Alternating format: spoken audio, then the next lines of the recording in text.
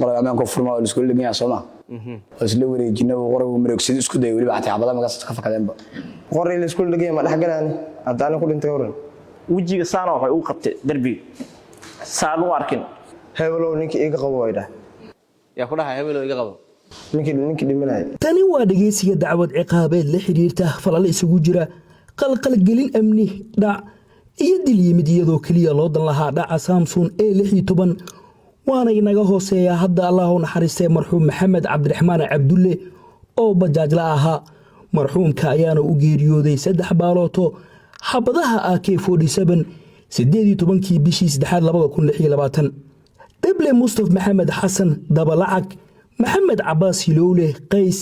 iyo Xuseen Maxamed Cali Jeego oo baxsad ah ayaana kiiskan ka ah eedeysanayaal ay dul hooganayso ku dhicista 3 qodob ee aan idin soo sheegay midkood 3dan eedeysanana waxa uu ahaa saaxiib dhow uu marxuum ku lahaa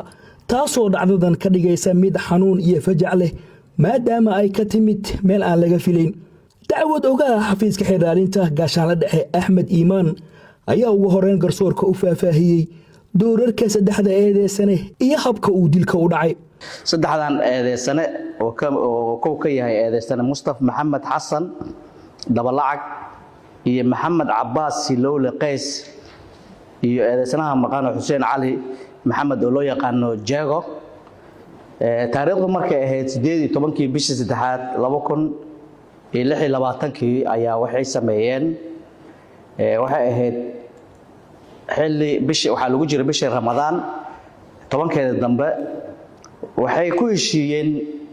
iyadoo bishii Ramadaan lagu jiro inay dhac geystaan una geystaan mujtamaca ama bulshada ku joogay ama dharkeynlay taariikhdaas ayay waxay aadeen 3dooda iyagoo Mustafana ku hubeysan qori AK47 Xuseen oo ku hubeysnaa bistoolad ninkaana wuxuu doorkiisa ahaa Maxamed Cabbaasna wuxuu ahaa inuu baaro qof allaala qofkii ay la kulmaan ama waxay sameeyeen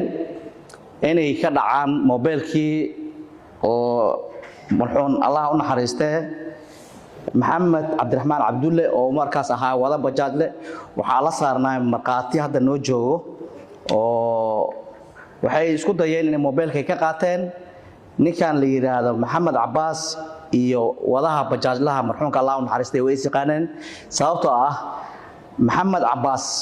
wuxuu hore u wadi jiray ama ay ahaayeen saaxiibo ninka ay dhacayaan ama ay dilayaan markay ay soqonsadeen kadib ayay ogaadeen inuu macna xoog wax looga qaato hatta muusan turin way la dagaalameen sidaas ayay ku dileen 2 maalmood kadib ayaa la soo qabtay baaris ayaa lagu sameeyay CID intaasi kadib waxaa la dhageystay marag goobjoog ahaa isla markaana ahaa rakaab ay u kirisneed mootada marxuumka aniga horta waxa rakaabka mootada ahaa waxa deganaana Soomaaliya ka deganahay laakiin habeenkaas Madiina jire marka 3 saac baar 3 saac maalin talaada adiga habeen talaada si bixis 4 soo galaysa ahayd 3 saac baar 4 daqiiqo amal miya mooto meesha u taagnaa salaama yar walaalkay soo raacne soo dhaweynay mootadii marka mootooyinka xilli ciid ahayd ciid loo biriya kanineed mootooyinka saxmi ay jaamay ahay marka dhowr mooto istaajidada saarnaa yarka mootada wada marxuumka Ilaahay u naxariistay goobta imaaday markuu goobta imaaday anima aqoon u leeyahay mootolaha laakiin yarka walaalkay aqoon leh asaa istaaji wuxuu dhahay yarka xaafadiis geey waxa ahaanta dheer waaye isla hadleen waa igey mootada kora dhahe salaama ka soo dhaqaaqne wadada macnuura soo tunne marka soo gaarnay sarta dawoodiga waxaan u horeemaaday qof darees wato dharka askari wato imaamadna wato wajigiisa iska qarinayo qorin uu qabtay istaago la mootada istaagnay mootada la dimiye qoriyoon uu qabtay qori markuu uu qabtay ani mootada dhexda ka saarnaa ninka qori mar hadaa fiiriso wadno waadina mar hadaa fiiri madaxa marna marxuumkiyo ku aadina marxuumka Ilaahay u naxariistay bajaajlaha mootada geeskeena soo u baxay ina carrayo iimayna hadan saano ii soo galo uu qabtay anagoo ani marxuumku waxa ku mashquulsanaa askari qorin uu hayo si lama filaana waxaan u soo galnay shacab mootada anako fileen aan mu fiirnay laakiin kan qori wad fiirnay kana si lama filaan inuu soo galay oo jeebkay baartay anako markuu askariga mobilka waxa gashtay meesha gacanta ku watay ninka jeebkay oo baartay kan mootada uu soo galo shacabka ah موبايلك ميا meelaha ugu arkay موبايلك dhankana u sii sikiyay oo wuxuu u bilaabay jirdil koona markuu uu soo galay wajiga saana wuxuu u qabtay darbiga saan u arkin anu waa arki waayay ila sababta qori wahay an ma la xarbin marka ila sababta ninkan qori wahay dal xarbi xalaga yaa inuu dhufta xabada aniga waa isqawoojiyay tartiib ninkan markuu ninka jirdilku uu bilaabay askariina wuxuu isla bajaajlay ama carra inuu isla laga yaabo wuxuu ku aadii qori bajaajlay qori markii waqti loo soo galiyay qoriga isku dhigay askari bajaajlay markii qori isku dhigina arkay anu fursad u helay ninka waa iska galgamay ilaa markiisa mootada galgamay awooda u sheegtay mootada iska tuure caasiya saa'id ul maray ilaa badbaadiyay waa si carra gacmaha ku socday mid saddexaad oo shacab iska dhigay hortay jiray gees ugu jir laakiin mugdi ee meesha aftiin mootooyinka isku dhacay aftiinkooda leeyahay aftiin saa'id male ka saddexaad markuu wuxuu iska soo jaray bastoolad ilaa meesha buuq ka dhacday wuxuu arkay saaxiibkiisa qor lagu dhagaya saana soo kala firay bastooladii soo baxsay goobtii oo aaday an toosa u sii cararay askari bajaajleyna qoriga isku leeyahay markuu kan goobta tagay saddexaad ee xabadaas dhacday ee qeylida aan maqlay an goobtaas uu sii baxsaday meeshii akiima oo laabtay Madiina in qof qori ka ku hubeysnaa qof sacboolay uu ahaa qofna uu biskoolad ku hubeysnaa ka saddexaad ha marxuumka yaa dilay marxuumka qofkaas had dil ma dhigi kari laakiin dadka oo na dhacay dadkaas mid kamid la dilay meesha maxaa ka dhacay xabada AK47 ma ahayn mise xabad bastooladeed wallahi khibradaas ma leeyahay hada askarna ma yihi laakiin xabad horta way dhacday ninka saddexaad markuu goobta tagay oo goobta saaxiibkiisa qor ugu haysta markuu tagay ee xabadu dhacday ee marxuumka qeylidiisa maqlay anna waa si cararay marxuumka ma aragtay inta xabadu ku dhacday xabadaha xagee kaga dhacay marxuumka xabadaha meesha u dhacay shay kale aniga waa cararay golay markay qori isku dhigina baxsada ku dhawaa cararay adiga wax ma laga dhacay ani ma laga dhicin mobilka ay badbaadi wallahi horta markii mootoolay xabada dhacday baxay ani guriga ku laabtay yarka walaalkii soo saaray aad guri isku aragnay telefoon ii qabo waxa dhahay niyo tuuga jidka noo gashay maadaama yarkana istaqaaniin walaalkii isaqaaniin isku xaafad inay yihiin marka waxa dhahay niyo tuugana heshay xabadna waa dhacday marxuumka in la dilay inuu dhaawac ma shay kari laakiin nabadi maadaama istaqaaniin haduu dhaawac caafimaad u fidano qaadno wiilka walaalkii mobilada waxa u soo dhiibanay dimashada u soo dhiibanay mobil la'aan soo baxnay goobtii imaanay xagga amarku dilka ka dhacay inta amal ka istaagnay dadka wareersanay waxaan dhaheen mootada meesha way taalaa marxuumka waa dhintay mar hadii marxuumka dhintana waxa waay waa iska dhaafnay ana kulli adu dhaawac ay xasleynay maadaama yaalka xaafadiya caawiya markuu marxuumna khalaas ka dhaafnay maxkamadda waxa si fiican u sheegtay si u kala fahanto qofka adiga kugu soo aaday waa kee kam soorada watamiya ka mootada qofka hayeen waa kee anaka kan qorin uu hayay waa kan كون استاجي قرية صنوع هاي كسعبولا ما بقولين أنا كان له أملينين كان أكون مشغول سنة كان أصير لما فلان وصل كان قرية وتوا كان مطالع يسكول جناية صح كان مطالع يسكول جناية كان قرية سؤال شاك ويدينا يو حكت لنا إذا بس ها أما مايا هنتي أديك على ذا هاي أو جار كوه أو هبين كاس كاقات قف كاس مجرتا ماي وأو كفتشوا كلي صمع وحاول شيء محكمة ده جواب تاس أديك الجو فتشاي إن يحل هبين oo mugdi ay ahayd Soomaa sidoo kale hadalkaaga waxa ku jiray oo marag furka ah in qofka adiga ku fatishayo aadan si toos ah wajigiisa u aqoonsanin habeenkaas markaan soo qaadano mugdi ayay ahayd adiga macnaha aragtidaada markii la fiiriyo mugdi waxay ku noqon kartaa Soomaan in meeshaas oo nal jirin ama adiga aragtidaada xagga indhaha ah ayna gaari karin inay habeen wax aragto faafayna ka bixiyo hay ani indhihi way fiican wax waa arkaa laakiin goobta meesha soo cadceed fiican ma leh waa macnuur hada taqaan wada fiican ma leh jajab waay marka mootooyinka laga yaabo in iska hor imaanaya aftiinkooda ka dhalan karto aftiin xooga maadaama qofka ku fatashayo ay habeen mugdi ahayd maadaama aadan wajigiisa arki karin adigu hadda dadka ku fatashay habeenkaas maxkamadda dhaxdeeda ma ka aqoonsan kartaa maya waa gartay waxa ka marakacay soo maahan qof aadan muuqaal ahaan u soo saari karin in uu ku fatashay habeenkaas maxkamaddu way maasan tahay habeenkaas dhacdada ay dhacday adigu waa argagaxsaneed maadaama aad argagaxday oo mataqaanaa sida hadda aad ku sheegaysay warkaaga cidda falka dilka ah geysatay ma caddayn kartid sax may warqadda marka laga qorayo CAD hadaayta uu ka dhawaajiyay xafiiska xil ilaalinta warqadda aad saxiixday xilliga laga qorayo adiga xor ma ahayn sax waa ahaa way jirtaa in marxuumka qoray uu la qabsaday qof sax haa cid aad arkaysay oo marxuumka ama garbadub u qabatay ma jirto sax maar maxkamadda waa mahadsantahay waa kan deble mustaf maxamed xasan dhabalacag oo habeenkan ku hubaysnaa AK47 waxaana wax laga weydiiyey falkan loo hooysto ee ah in dilkan uu isagu geystay horta inaan anigu macnaha qiyaalkaas aan geystirto waa sax habeenkaas aad ma hubaysaneed habeenkaas aad u weyn maxaa ku hubaysaneed hore aka soo qaado anigu awatoon yar aniga birtayda wata aan u geero ana birtayda ka soo qaata anigu socda macnaha habeenkaas adiga iyo maxamed cabaas iyo xuseen iyo marxuumkan iyo mootadaas si ay isku hadaleesheen wixii dhacay maxkamaddu sharax habeenkaas aniga waxaan kasoo tegay xeradayda waxaan soo baxay qoray xaafidii yaalo u geey rabay yarkaan hadda maqnaha ah maxkamadda maqnaha ka ah qoray booshkiisa ah ayaan u geey rabay soo baxay yarkaan kaloo maan fadhiyan isla maana socon marka waan soo baxay qoray booshkan soo qaaday yarkaasaan waayay ma uu ku yiri qoragaaga hoo birtidiisii aniga qorigii hadan imaado lama soo qaadaba xamar lagu qaadaba ciidanka gaarka qorigiisa waa caliisaan biskoodaan leeyahay macnaha dawladdu ugu qortaan aniga oo soo baxay oo soo doontay yarkaan iska hornimin qabtiya iska hornimin hadda marxuumku ku dhimaayo marxuumke ma uu markaas soo maraa asigana yarkaan kale ay saf gaareen hadda maqnaha marxuumka aniga oo mii taagan marxuumka aniga qorigii la qabsaday macnaha inuu jaan isaga hela marxuumka qorigii la qabsaday yarkaan kale uu ka soo bixi doonaaba oo ma ayuuna aan isla mas'uul saddexdiin oo shaqo shaqo isku malayn anna shaqadiisa ka imaanay ka qorkiisa ku wareejin rabo soo doontay hubkiisa ahay waa mid marka waxaan kugu dhigay tabtiya mar baad diqol la soo qabsadana ma ka dhacay waa taqaanaa dadka isla wareegsanay marxuumka marba haddana aniga jir weyn oo galween iga daaweyn markaas ahay yarkaan qoro ka qaaday yarkaan iskaga dhici oo ay aad ku socda asiga macnaha yarkaan adiga as gaarteen waa maqnaha ah tabtii anoo isla wareegsina tabtii xabada ka dhaca xabada fakata macnaha saasay marxuum ku gaareen adiga askariya tahay marxuumka nin shacab waay maxaa keenay in qoriga uu kula qabsado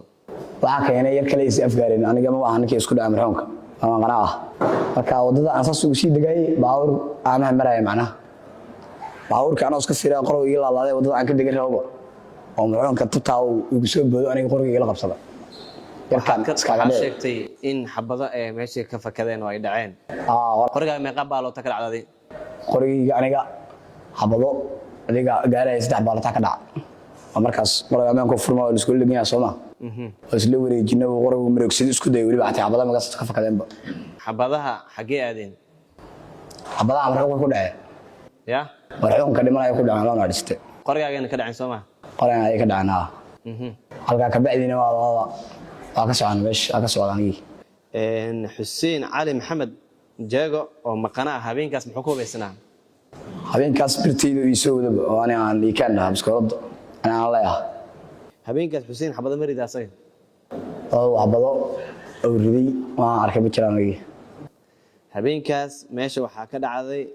3 baalooto waxayna ka dhaceen qori AK47 adigana gacanta ku hay Soomaa marxuumka dilay marxuumka xabada fakada ku dhacday halka markaas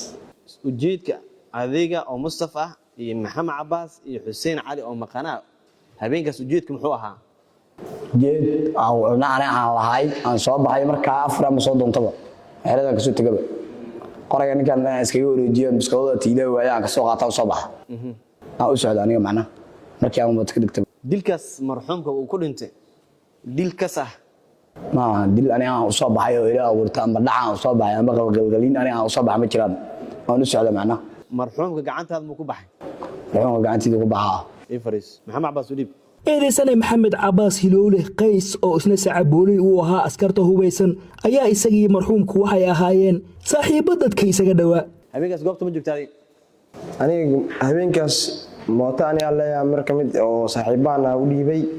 marka anoo sugayo mootada iga maqan tahay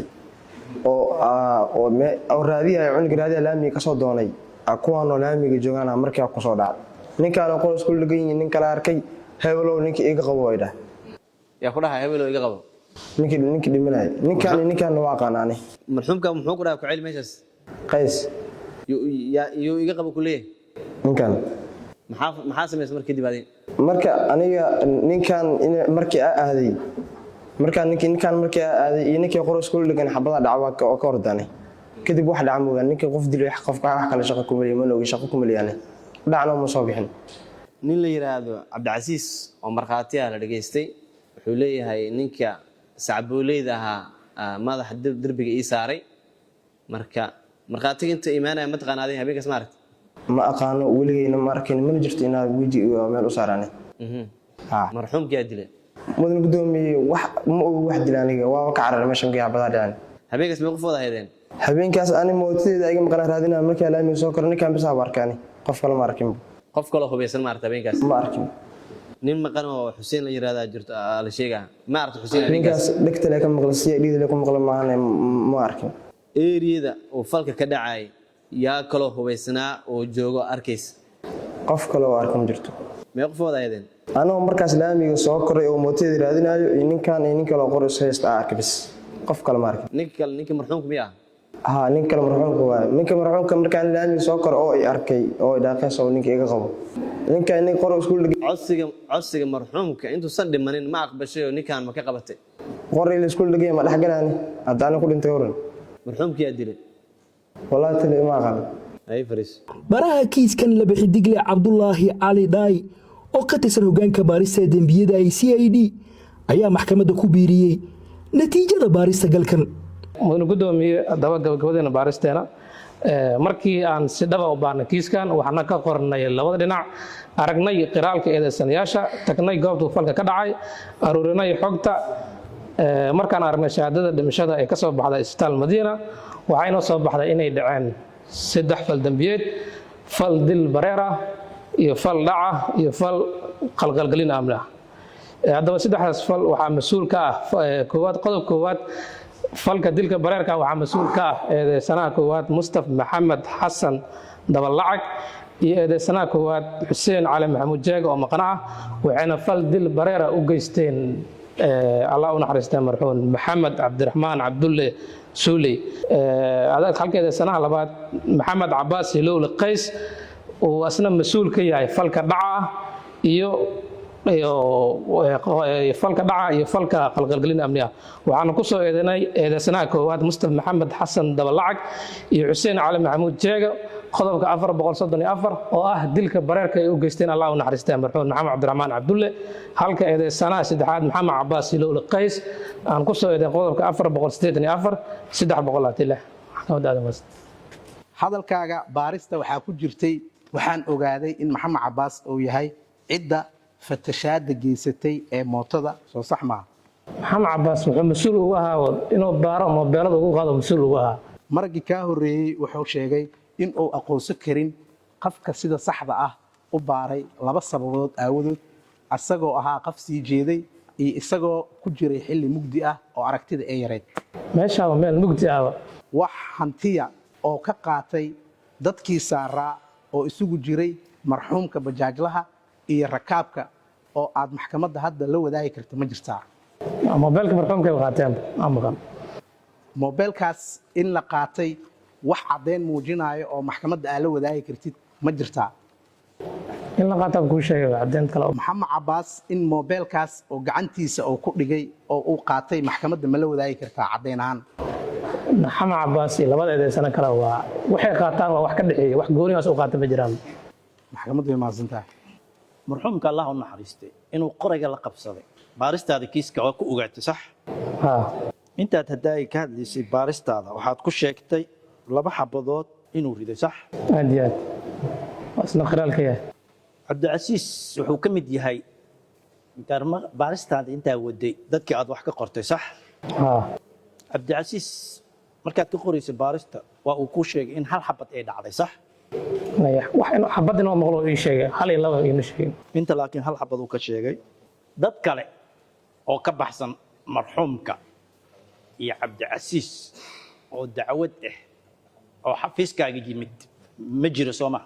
ma jiraan cid cabanaysa oo ku leh wiilashan meesha ku xiran aad taleefan naga dhacay oo dhacdadan aan ahayn ma jiro soo maaha ma jiraan gungaarkaaga waxaad ku dhistay maraga iyo waxa ayaga aad ka qortay saas soo maaha haa baaristeeda waxay ka soo baxay haddaaya xafiiska su-aasha uu ku weydiinayay waxaa ku jirtay inaad sheegtay 3 baalooto inay ku dhacday marxuumka sax haa ehelka magaca qays markhaatiga ayay ka heleen Soomaan Cabdicasiis may ehelka goobta ma joogin magaca qays say ku heleen ehelka maamo waxaa jirta oo guri meesha dhibka ka dhacaya saaran oo maqlaysa marxuumka markuu ku halaaqayo qaysow anima ay dileen taasaan ku helnay magacaas marxuumka goobta ma ku dhintay mise isbitaal oo ku dhintay goobta ku dhintay meeqa xabadooda ku dhacday marxuumka waxaa ku taala 3 xabadood mid gacanta iyo 2 inta ka gasho inta ka baxeen xabadaha marxuumka ku dhacay xabado AK47 ma ahayn mise xabado bistoolada ahayn marxuumka tan u dhigtay oo gadaal ugu dhacday waa AK47 isbitaalka soo cadeeyay haa Faris aabbaha marxuumka oo isna garsoor ku dhageystay ayaa iftiimiyey xaqiiqooyin qalbi jab lahaa wiilkiisa iyo sida mid ka mid ah eedeysanayaasha saaxiibo aad isugu dhow ah isagoona garsoorku ka codsaday inuu u helo wiilkiisa cadaalad dhowr jeer gacanta taagatay hadaayin maxaa maxkamaddu u sheegaysaa magacana aniga Cabdiraxmaan Cabdulle wiilka abiis markan abiisana waxaan maxkamadda inaan u jeediyo rabaa waxaa jirtay ninkan Maxamed Cabbaas la yiraahdo iyo wiilkayga xiriir ka dhaxayn jiray oo saaxiibtinimo ah oo hal meel ku wada noolaan jireen waxaa jirto mooto uu dhiibay oo bajaaj ah ismicnaha uu ku saaciday waxa dhacday xataa mar in la xiray oo mootada uu macna dad uu macnaha shil la galay stationka lagu xiray xataa waxa safe garay intaas macnaha daba socday oo lacagta xabsiga xataa wax walba markaas daba taagnaa wiilkayga macnaha Maxamed Cabdiraxmaan iyo hooyadiisa xataa xabsiga ayaga ka daayay oo arintii kiiskii furdaamiyay guriga xataa uu iman jiray wax kala cuni jiray yarkii waxa jirto mooto feekona oo wadan jiray wiilkayga oo guriga mar laga la baxay habeenimo la dhacay si fudud lagu qaatay oo guriga laga la baxay marka waxa dhacday kiiskaas xogaa tuhuna oo macnaha ani asaga askara dhicina oo jirtay asxaabtiisa kuwa kamid ah inay guriga kala baxeen habeenkaas ani asaan guriga dhex jiifnay xil aan seexanay ahayd wax la jabshay ma jirin guriga si fudud loo qaatay marka xabadahan wiilkayga ku dhacay dhibaatadan loo geystay silaaca sirfaadkaas waxaan aad macnaha aad aan rabaa maxkamadda cadaalad u baahnahay waxay Faris ku-xigeenka xeeralyaha guud ee ciidamada gaashaanka dhexe Axmed Iimaan ayaa maxkamadda ka codsaday in eedeysanaha kuwa lagu xukumo dil toogasho ah halka eedeysanayaasha labaad oo maqana ah iyo saddexaadna lagu rido xukun xabsi adag ah si waafaqsan 24 waxaa lagu soo sameeyay baaris qof walba doorkii uu leeyahay oo ku sheegay ku faahfaahinay qoraal laga qoray waxa la horgeeyay maxkamadda si waafaqsan qodobka 39aad oo qiraal laga qoray Mustafa uu yahay qofka dilka geystay qoriga AK47 uu ku hubeysnay Mustafa Cabbaas Lowlan uu yahay qofkii baarayay qof walba oo la qabtana gacan marinayay eedeysanaha saddexaadna uu ka hayay gaad ama waardiye meel fogna ka muuqday maadaama hub aan muuqanin uu watay bistooladiisana haddii in case ay arrin kala dhacday uu difaac u galo sidaas daraadeed waxay dileen wiil aqoon-yahan ah oo bajaaj ku xamaalan jiray wadankan hami weyn ka lahay ayay nafsadiisa u aqoonsadeen oo mobilkaas dartiis iyo waxa loo dilay in la dhaco sidaas daraadeed maadaama kiiskan uu iska cad yahay waadaxna uu yahay waxa ugu weyn ee maxkamad ama qof cadeen la xoojiye la helo aan keeno ah qiraal laga qoray maxkamadda horteeda fiidiyowga ay ku faahfaahinayaan labadooda xataa fiidiyowga laga duubay mid walba uu sheegay doorkii uu leeyahay xataa tilmaamta ay sheegayaan sababta ah labadooda marka la soo kala qabanayay kanna wuxuu sheegay inuu ninka la socday qorigu ku hubeysnay ninkaasna marka la soo qabto fiidiyowga laga duubayana uu sheegay ninkan qays la yiraahdo uu la socday isagana wax baaray qorigii uu ninka ka qaaday la yiraahdo jeego oo isaga qaatay bistooladan uu dhiibay uu ku hubeysnay maadaama kiiskan uu waadax iska yahay dilna uu ka dhacay qof masaakiin ah muwaadin Soomaaliyeed meesha lagu dilay dhacna loo geystay gabagabadeedina waxaan codsanayaa maadaama aan ku soo eedeynay qodobada kala ah 434 oo ah qofkii dil geysta in dil ku waajibto ama dil ay tahay isagana u tahay xaqi uu lahaayo ama shaqada uu samaystay marxuumkana dan u tahay ehelkana dan u tahay xafiiska xeelaalinta soo codsaday waxa kale ku soo eedeynay aayadda 178 oo ah suuratul baqara oo ah sheegaysa in qofkii qof dilay inuu la dilo waxa kale ku soo eedeynay qodobka 45aad ee suuratul maa'ida oo ehelka mas'uul aan ka ahay rabaan xaqii ama dhibkii loo geystay wiilkooda laga waafajiyo sidaas daraadeed maxkamadda waxaan ka codsanaynaa in maadaama dil uu geystay in la dilo eedeysanayaasha kale maqanna inaan qodobada aan ku soo eedeyno ah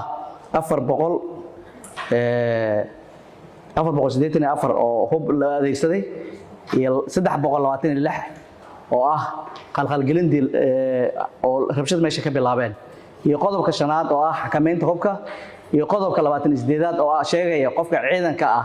qaabka uu ekaanay sababtoo ah ayuu dhar kala duwan wato hubna wato magaalada ay dhaxmarayeen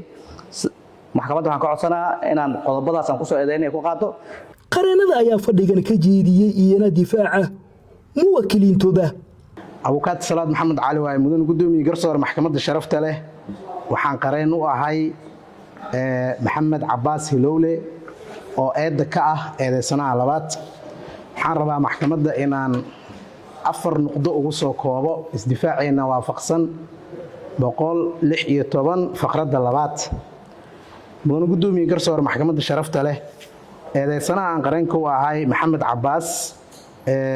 waxay maxkamadda ciidamada qalabka sida ku soo eedeysay 2 qodob oo ku xusan xeerka ciqaabta Soomaaliyeed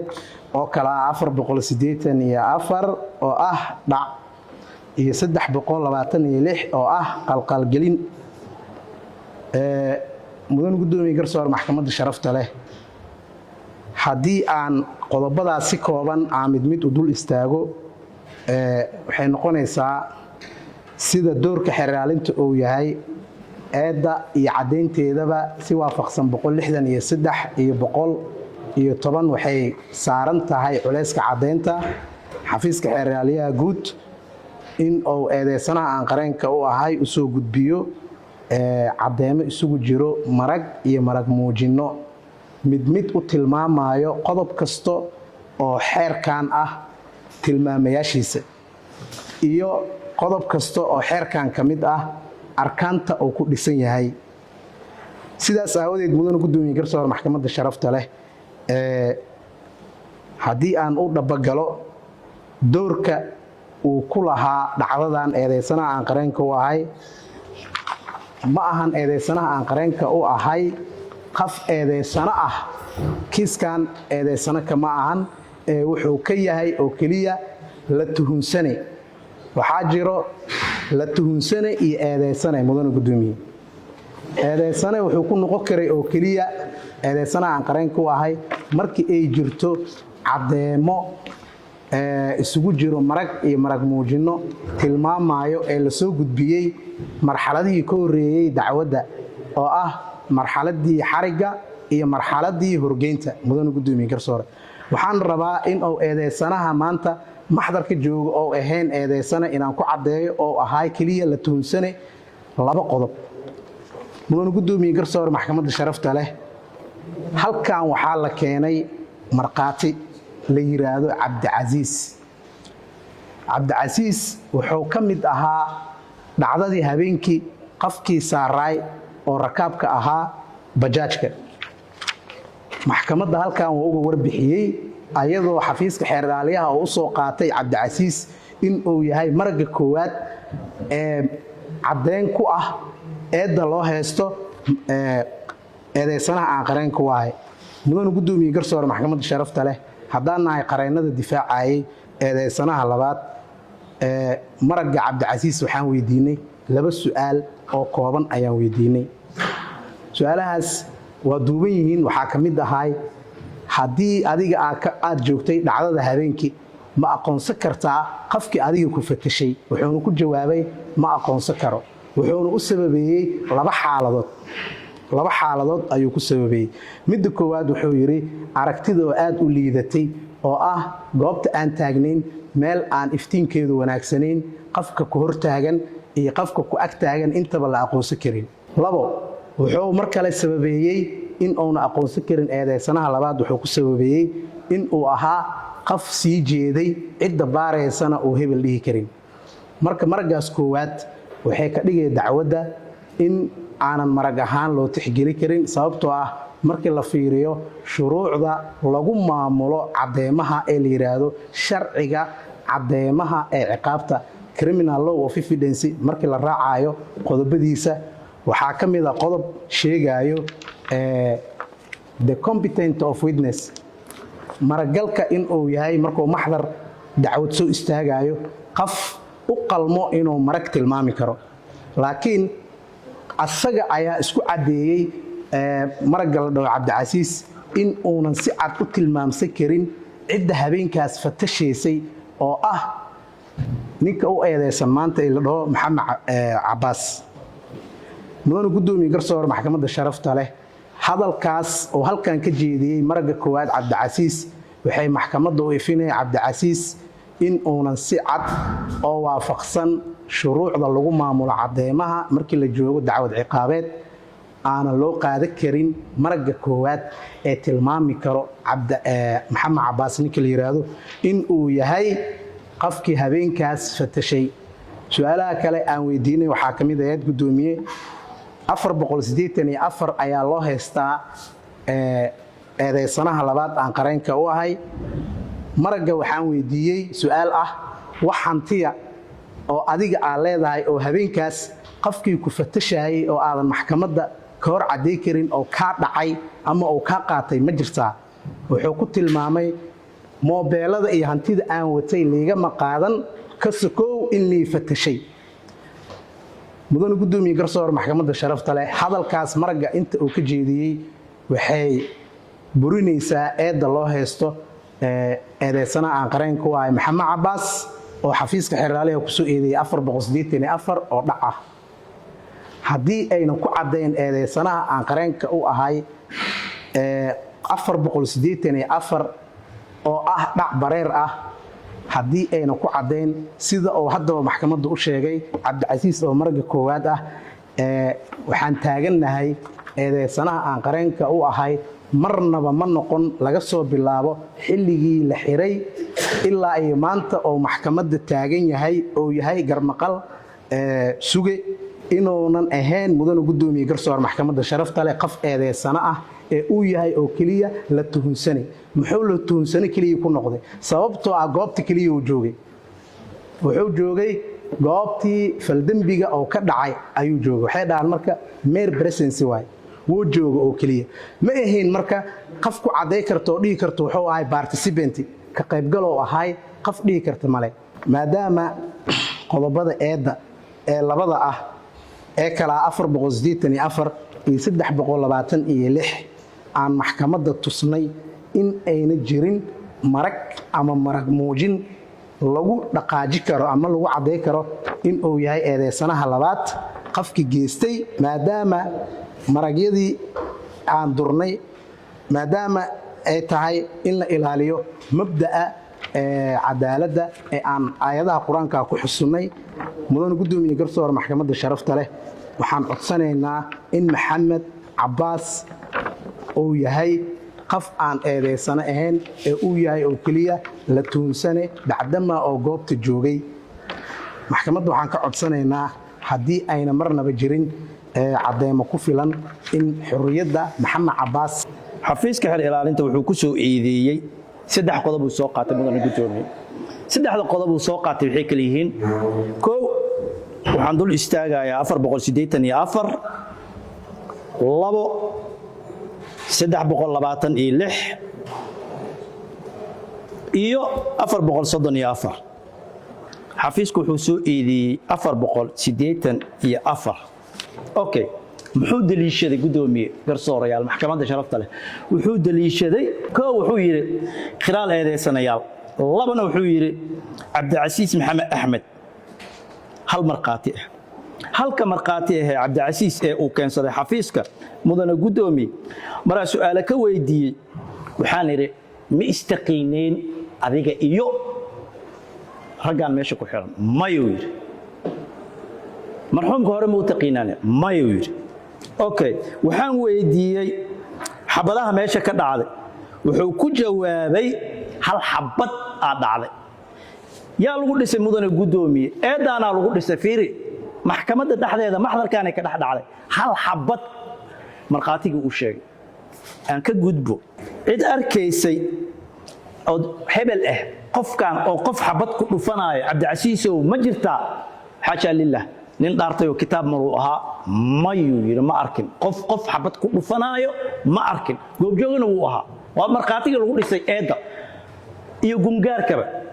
waxaan weydiiyey cabdicasiis habeenkaasi inuu argagaxsanaay uusan kala aqoon karin dadka meeshii joogay run waayuu yidhi waa argagaxsanaay mana kala aqaano dadka meeshii joogay xataa annaga inaan nahay ma caddayn karo aniga abukaata xalan inaan ka qayb qaatay xataa ma caddayn karo markhaatigana maxaa la rabaa waxa uu og yahay inuu sugo oo uu sheego ma uusan sheegin sidoo kale mudane gudoomiye waxaan wax ka weydiiyey qoriga inuu arkay in kale wuxuu yiri qoriga marxuumka ayaa la qabsaday mar haday imaatay isla qabsasho shay laazim xabadu ay fakanay way dhacay xabaduna way sababi kartaa inay ku dhacdo kii watay iyo inay ku dhacdo kii kale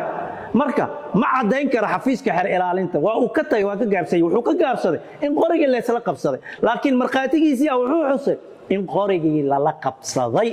qabsasho qori haday imaatana eesha faraha waa ka baxday waxa waa nin walba istifaac waa sidoo kale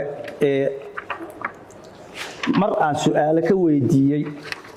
baaraha kiiska mudane gudoomiye garsoorayaal maxkamadda sharafta leh baaraha wuxuu sheegay in meesha xabadaha ka dhacday ay ahaayeen laba xabadood okay maxdarkay ku jirtaa waa qoran tahay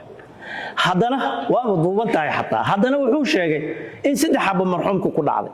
xabada saddexaad yaa riday waay marka waa su'aasha u baahan in la isweydiiyo kiiska baaristiisii weli waxaa ka dhinnaa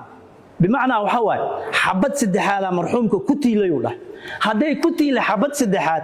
laba xabana ay dhacday oo uu ku khilaafay maragii uu ku dhisay gungaarkiisii uu ku dhisay wuu khilaafay gungaarkiisii maragii wuxuu sheegay hal xabad baari wuxuu sheegay laba xabad haddana inay dhacday muxuu ku daray saddex xabaa marxuumkii ku dhacday shaydaan ma soo rida xabadda kale lama yaqaano waay waa ka gaabin waay meeshaas sidoo kaleeto mudane gudoomiye garsoorayaal maxkamadda sharafta leh waxaa jirtay in aan wax ka weydiinay baaraha kiiska in goobta uu tegey iyo in kale xaasha lillah waa tegay uu yiri laakiin kama haayo muuqaal video isaga uu duubay ama CCTV camera goobta ku xiran oo kala cadeyn karto kama keenin hadduusan ka keenin meeshaas marka waxaan wax ka weydiiyey waxaan idhi baaristaadu waxay ku dhisan tahay waxa ayaga aad ka qortay iyo maraga yimid soo maahan haa ma dhaafsiisno sheekada maanta maxkamadda dhexdeeda ma dhaafsiisno waa inta hadda afkooda ay ka sheegeen iyo inta laga weydiiyey maragii iyo intuu sheegay ma dhaafsiisno cid kale oo dacwoonayso oo wax laga dhacay ma ku timid maya meeshaas waxaa ka baxaya 484 sababtoo tahay 484 rugnigiisa waxa waaye mudane gudoomiye shay qof in shay xoog uu kaga qaato isagoo rabo inuu ku intifaaco ama qof kale uga faa'iideeyo ma dhacday ma dhicin cadeyn ma loo haaya 110 heerka halka ciqaabta Soomaaliyeed oo in eedeysanaha uu yahay kii galay dambiga in dambi dhacay eedeysan uu yahay kii kale ma cadeey 110 laazim ma cadeynin hadduu cadeyn lahaa macquul ay ahaayeen laakiin cadeyn oo ku cadeyn karo ma jirto waxa baabi'inaya gudoomiye garsoorayaal qodobka tiirkiisii lagu dhisaayay evidence-ga cadeynta marka loo dhisaayay haba ka hor imaanaya hadduu ka hor imaanayo meeshaas ma imaan karaa waay marka 434 ma imaan karo aan ka gudbo waxaan wax ka weydiiyey gungaarkiisa waxa uu ku dhisay wuxuu sheegay gungaarkiisa baarista inuu ku dhisay qoraalka laga qoray labada wiil ee xiran in qareenka uu ahay iyo cabdicasiis bes wax kale ma jiro marka la leeyahay marka warkaagii ma yahay ee inta loo akhriyay ama ha dhahay ama ma yahay yiraahdo loomaba adeegsan karaba qodob qaanuuna diidaayo haddii qodob qaanuuneed uu diiday 151 farqadiisa labaad haddii uu diiday ma ahan qiraalkaasi mid lagu xusi karo dhacdada maanta aan u fadhino waxay ka noqonaysaa mid inta lagu qaaday sidaas daraadeed marka mudane gudoomiye mar haddii qiraalka uu yahay mid khilaafsan qodobka 151 farqadiisa labaad sidoo kale mid khilaafsan qodobka 108 isla farqadiisii labaad waxay meesha ka bixinaysaa adeegsiga khilaalka waxa ku soo haray masawirkiina loo soo bandhigay meeshaan la soo saaray shaxda ahaa Mustafa xor ma ahayn meeshaas markaa jooga marka mudane gudoomiye garsoorayaal maxkamadda sharafta leh anigoo u gudbaayo gabagabadeedii 119 kiiska maanta aan u fadhino ee marxuumka uu ka yahay marxuum maxamed cabdiraxmaan cabdulle waxa waaye kiiskii dilka ahaa kiiskaas dilka ah kayfiyadiisii waxa waaye horta wuxuu ku imaadaa qodobka 434 mudane gudoomiye rabitaan qofka inuu rabo inuu qof dilo qofka hadduusan rabin inuu qof dilo ma dili karo rabitaankiisii ma aha Mustafa inuu wax dilo waa ma ahayn rabitaankiisii maxaa dhacday qoray la isla qabsadaa la sheegay wel qoray haddii la isla qabsaday xabadaa fakatay yes xabada haday dhacday laba mid noqonay inuu marxuumka dhintay ku geeriyooday ay ku dhacdo inkii haystay ay ku dhacday noqonaysa marka shubahu noqonaya shariicada islaamka dilku waxay u kala saartaa saddex mudane gudoomiye amdi shubahul amdi iyo qadaa u kala saartaa marka kiiskan kiis qadaa ku dhaco ahaa qadaa ahaantiisii in loo qaado ee qodobka 434 maxkamaddu ay ka diido xafiiska xil ilaalinta sidaas daraadeeda maxkamadda waxaan ka codsanayaa koow in Mustafa maxamed xasan labo maxamed cabaas hilowle xorriyadeedu dib ugu celiso maxkamaddu waa mahadsantahay gaashaanle dhexe maxamuud maxamed cumar oo ka tirsan garsoorka maxkamadda darajada koowaad ee ciidamada ayaana ugu dambeyn ka dhigan soo xiray